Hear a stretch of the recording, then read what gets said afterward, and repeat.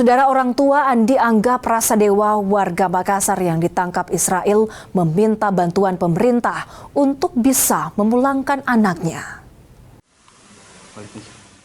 Sebelum kabar penangkapan muncul, komunikasi Andi Angga dengan keluarga masih berjalan lancar.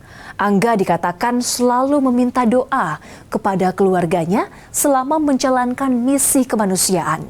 Pihak keluarga mengetahui Andi Angga ditangkap Israel melalui media sosial. Keluarga kini berharap pemerintah Indonesia dapat segera lakukan langkah diplomasi untuk membawa pulang Andi Angga Prasadewa dan WNI lainnya. Pemerintah segera membebaskan anak saya, karena kita keluarga tidak bisa apa-apa, hanya pemerintah yang bisa membebaskan anak saya.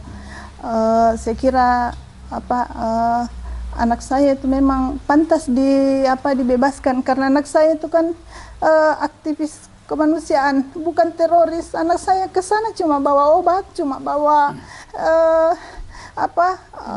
kebutuhan untuk Palestina yang lagi kelaparan di sana.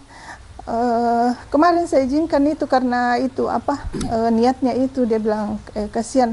Sampai saya berpikir ya udah enggak apa-apa, saya izinkan anak saya untuk ini, karena memang juga itu di situ panggilan hatinya. Jadi anak saya memang itu berangkat berawal dari niatnya memang yang tulus untuk mau ini membantu orang-orang yang ini membutuhkan.